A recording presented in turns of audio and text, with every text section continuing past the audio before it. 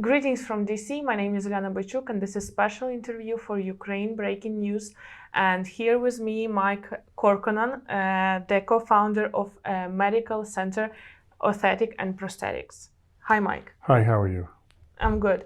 Thank you for having us. You're welcome. It's my pleasure. So, Mike, my first question is about your involving in Ukrainian community and your involving in prosthetics of Ukrainian defenders. So both me and the company are committed to taking care of wounded Ukrainian defenders. And through the charity Future for Ukraine, who are bringing these Ukrainian defenders here to the United States for prosthetic care, it's a pleasure to be able to be part of that. And also it's our pleasure to be able to open up a center in Kyiv and continue treating Ukrainian defenders in Ukraine. We started this company in 2002, and in 2005 we were awarded the contract to take care of US military coming back from Afghanistan and Iraq, and we were treating these patients at Walter Reed Army Medical Center. And we've been at Walter Reed for 18 years. We developed a big skill set in taking care of combat injuries. And 2 years ago, our first Ukrainian soldier came to us, Alex Chaika, who was amputated at the hip, and he was told in Ukraine that they weren't able to treat him. So through Future for Ukraine, they brought him here, and we made his prosthesis, and he did fantastic. And he's back in Ukraine, has his own business, and is living a good life. My coach, when I used to kayak, was named Bill Endicott. He asked me if I would treat Ukrainian soldiers. This was in April after the large-scale invasion. I said, sure. And then a doctor in Boca Raton, Florida, reached out to us through a friend, asking would we be able to treat some Ukrainian soldiers, and we said yes. And that's how it all happened. And Chaika was the first patient that came over to see us, and we have treated now over 70 Ukrainian soldiers. Can you tell us more about that experience working with them, like about their stories? And yeah, well, first of all, it's terrible what Russia has done to Ukraine. And so when that happened, when the large-scale invasion happened, we felt really strongly that it was wrong, and that so if we could be of assistance to Ukraine, we would. And that's how it all started. Chaika was the first one, and the injuries that we're seeing from Ukrainians coming from the battlefield is no different than US Marines or Army guys. The only difference is the language. The Ukrainians speak Ukrainian and Americans speak English, but their injuries are the same. They're challenging as a prosthetist. If you're not used to taking care of people with that type of amputation, it's difficult. can you please share how does it work with the prosthetics when it's like arm, limb, or when it's leg? How it connects to the limb and how it works as well? Okay. So essentially we make a socket, and if it's for an arm, we take a cast of what's left called a residual limb, and that's what's left after the injury. And from there we make a socket from the mold.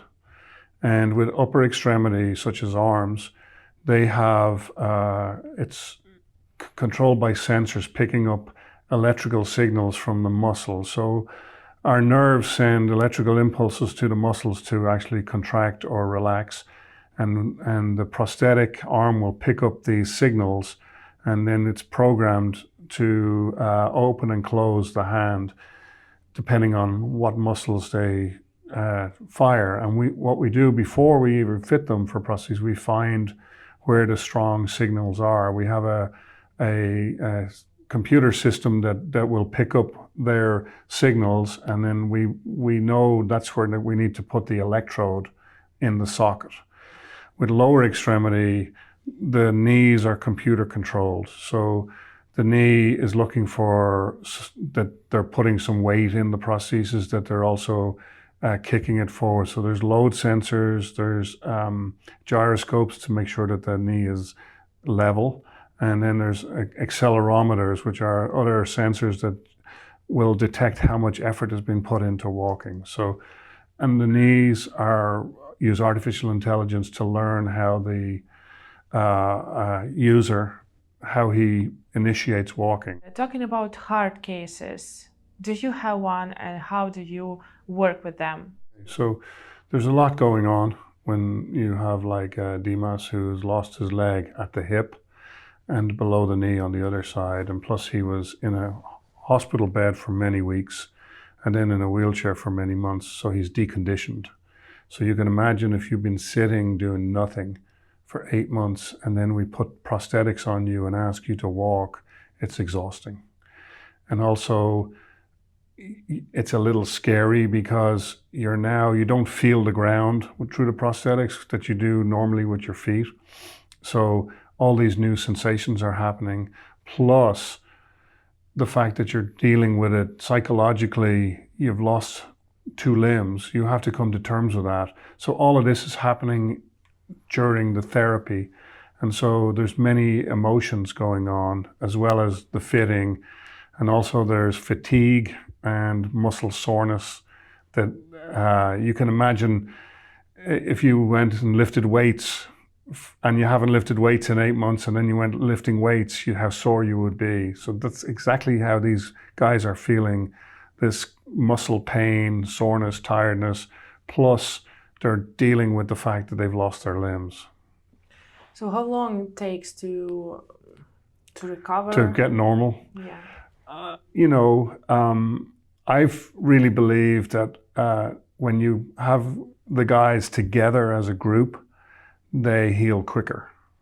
They heal psychologically quicker because they're not on their own. They're comrades. But it can take up to 2 years. And there's a word called resilience, and what we see, and I've seen it with U.S. soldiers, with Ukrainian defenders, they are very resilient people. Ukrainians, I think, in general, are resilient people, and that makes a huge difference as to the speed of recovery. And about Ukraine resilience, it was actually one of my questions I was about to ask you. Can you please describe Ukrainian resilience? How do you see it? I describe it like they show up here. They've never been to America. They're up and walking 2 days after they arrive in country, and their therapy is nonstop. And then there are some, obviously, fitting the prostheses properly to get used to that feeling, and then also they know they're going to be going home in 6 weeks, and life carries on, and they will have their families to go back to, so they have to stay strong. The resilience is all built in. They were on the battlefield fighting for the freedom of their country. They didn't lose that with their legs. That's in your heart. And I think if you're going into the battlefield and defending your country, you are resilient anyway. And so this resilience, we just channel that desire into physical therapy and recovery. And so it makes my job easier as a prosthetist when the patient has resilience, because they want to push through and succeed. What are your hope for future of prosthetic and rehabilitation for Ukrainian defenders? Well, our commitment to Ukraine is we are building a prosthetic center in Kyiv. We already have the building, it's been renovated, the equipment has been ordered. I've been out there 4 times now, and I'm going again in the end of January, where we'll open this facility to treat Ukrainian defenders. We're also hiring soldiers, and we're teaching them how to make prosthetics. So we have 2 already that we've hired and we've trained. And so that's how Ukraine is going to win. We're going to rehabilitate all the wounded, not just me, other companies and other centers will do that, and Ukraine will blossom from this. When the war is over, I think Ukraine will be a strong country, member of the European Union, hopefully a member of NATO, and hopefully this doesn't happen again. But you still have to take care of those who put their lives on the line for the freedom of Ukraine. And we are proud to be part of that, proud to be, to support that effort. Because I feel if Ukraine,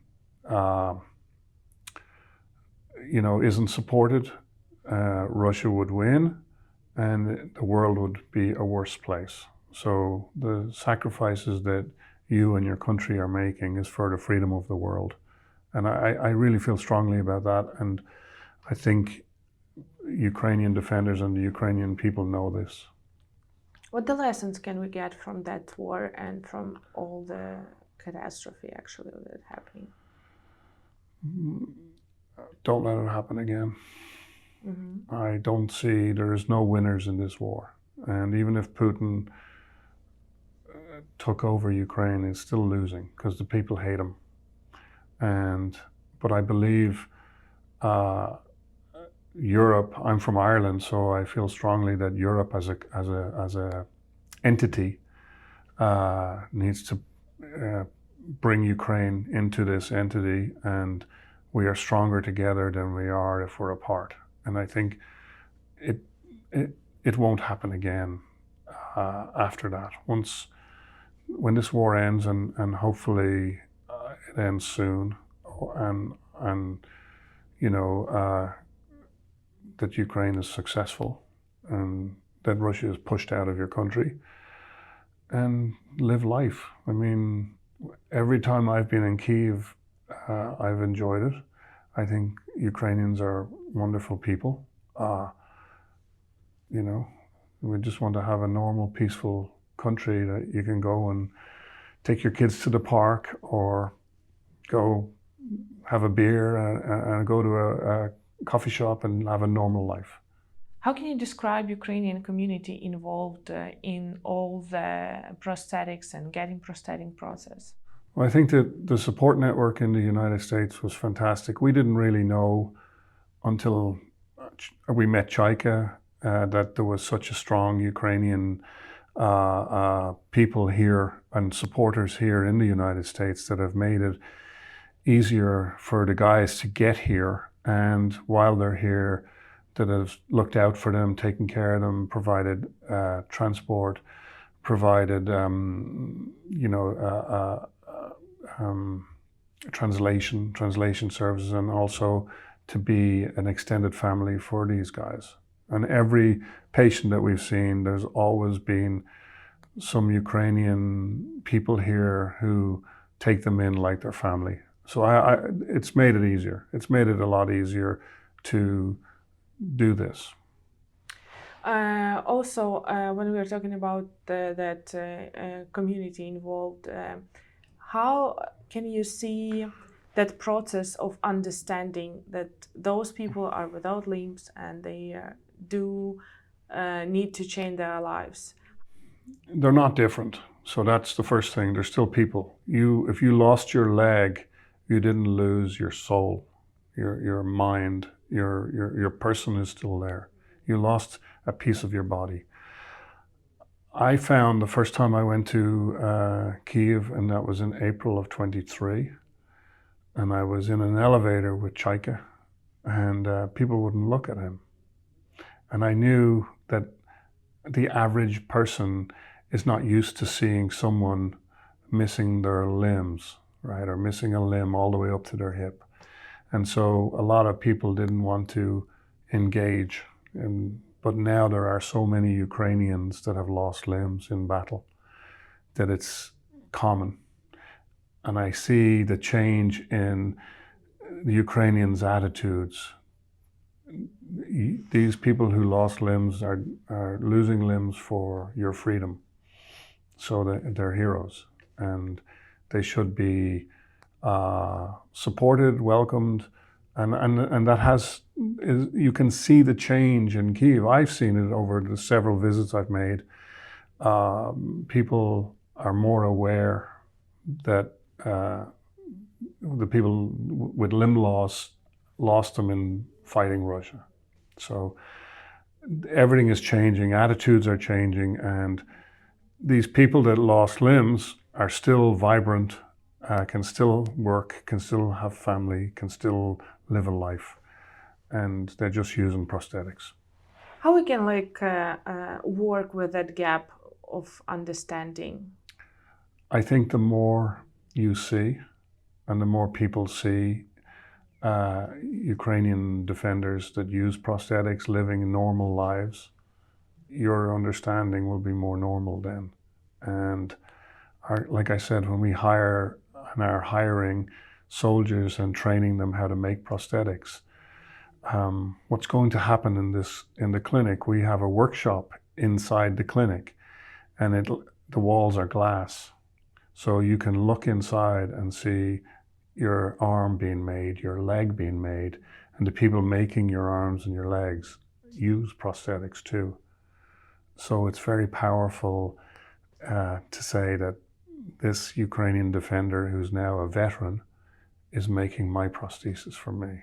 It sends a really strong message. How the general public can help is to always acknowledge these soldiers. In America, the big change came during the war in Iraq and Afghanistan. People said, "Thank you for your service," and they mean it, because if we didn't have soldiers, we wouldn't have a country. And so similarly in Ukraine, just to thank these guys for their service, for what they've done, makes them feel better, makes them feel part of the society, and that's how you're going to get over any stigma or pity. Just encourage them and keep them in open society. Don't hide them away in their apartments or their houses. They should be out living a normal life like you or I. And how about surrounding? How to make surrounding comfortable for those people? So the challenge I think in Ukraine is if someone's in a wheelchair, to be able to go to the store, to go to church, that they can get in and out of buildings easy enough. And the same with a prosthesis. If you got 20 steps to go up, that's a challenge. Just think about it. We don't think about how hard it is to walk up and down hills, but the person with a prosthesis is thinking about that.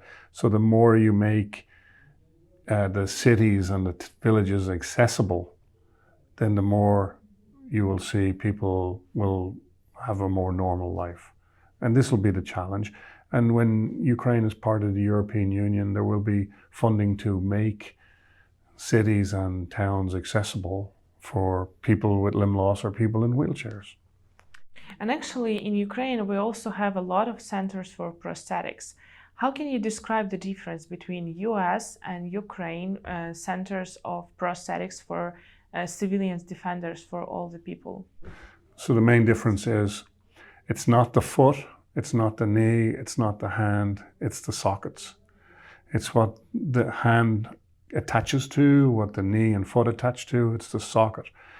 And the skill set of Ukrainian prosthetists, or people that make prosthetic limbs in Ukraine, is not the same as our company MCOP, because we've been working with the US military for up to nearly 20 years now. And, so a year ago, we went out to Superhumans and we were teaching their prosthetists our methods. So many of the guys that we see here have higher levels of amputation. Like if you take Artem or Dima, they're at the hip. And these guys were told in Ukraine that there's nothing could be done for them. So Future for Ukraine have brought them here, and we've said we will take the most injured and we will make them prosthetics so they can walk home. They come in wheelchairs and they walk back on the plane. But Ukraine will get there. And part of our mission in Ukraine is not only to provide complex prosthetics, but to train and Ukrainian prosthetists. So our plan is we will hire Ukrainian local prosthetists, we will train them on the methods that we use, and then that's how the standard will rise. And eventually, Ukraine will probably be a world leader in amputee care. And actually, you was the person who got the award of President Zelensky last year. How do you feel about that? I didn't know I was getting an award, so that was a surprise. And it's not the reason we do the work, but it was really heartfelt, and I was very honored. It is motivating, but the most important part of all of that for me was the acknowledgement that we are helping. So my personal belief, like I said, is I believe in Ukraine. I believe that you're fighting for the freedom of the world. So I want to give my support. But to have your president acknowledge that was amazing. When we are talking about all that cases you have, are they successful? Is there success and failure? Yeah. Yeah, of course. I mean, success is it's like a moving target, success, right? Success could be they leave here, they walk out the door, and they're happy. Like Chaika has been very successful because he went back to life. We've had no failures where people have said they've given up, because I think that the reason they're here is because they don't want to give up. It's not to come to America for 6 weeks. They're working hard in therapy. So there are some failures where it's too hard for them to have a normal life using prosthetics. We have had some US soldiers who went back into wheelchairs after they got their prosthetics because it was too difficult. It's a tremendous amount of energy to walk, and we've had patients who've lost all their limbs. So not just their legs, but arms too. And life is hard to try and use prosthetics on a daily basis. So, but I don't consider it it's a failure that we failed them. I think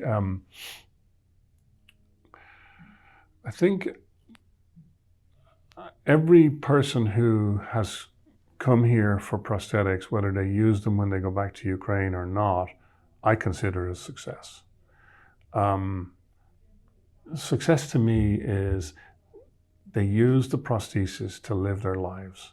The prosthesis is a tool. And I think that when the public don't fixate on the prosthesis, it's the whole person. This is just a tool. And that's what I tell these guys. These are just tools, and they're expensive, but they're still tools, right? And so I don't consider that we've had some failures. I think, you have to be realistic when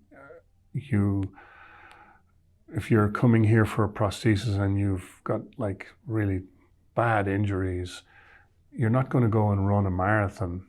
That's not being realistic. But to get around and live your life, that's realistic. And so that's all we want to do is support them so they go back to their lives.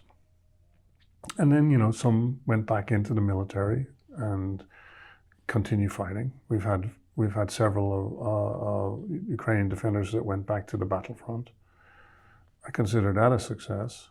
So, we'll keep doing it as long as there's need. And actually, my question is also about lessons that both sides get from the prosthetics process. How can you describe it from your side and from the side of the Ukrainian defenders?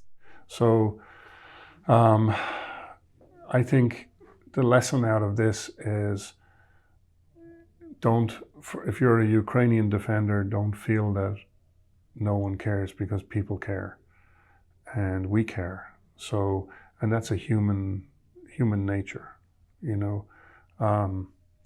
sometimes people can look at America and think it's very materialistic and very like greedy, and it's all about how big a house, how fast a car, and all this sort of stuff.